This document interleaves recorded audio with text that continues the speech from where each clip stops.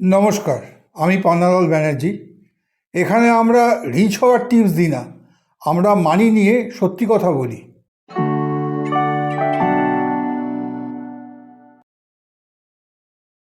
শুধু একটা ইএমআই একটা মিডল ক্লাস ফ্যামিলির পুরো লাইফ উল্টো করে দিতে পারে। আর আমি কোনো এক্সট্রিম এক্সাম্পল বলছি না, আমি বলছি আমার পাশের বাড়ির গল্প।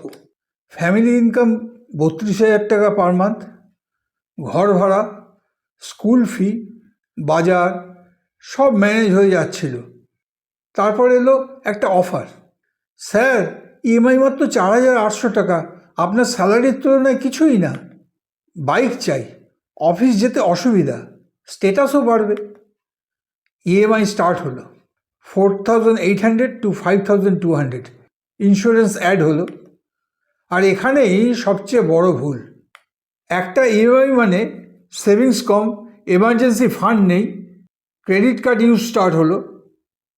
তারপর একটা ছোট problem, medical emergency, hospital bill 18,000 rupees, card swipe, next month minimum due.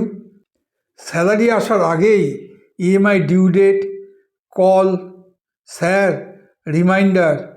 Problem টাকা না, problem pressure.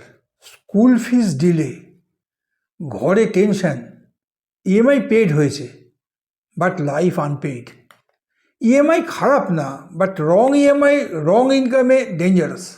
Middle class family destroy হয় না লাক্সারি দিয়ে, ডিস্ট্রয় হয় ইএমআই মিসক্যালকুলেশন দিয়ে। নেক্সট ভিডিওতে বলবো insurance versus investment, final Bengali truth. Subscribe করলে মিস করবে না।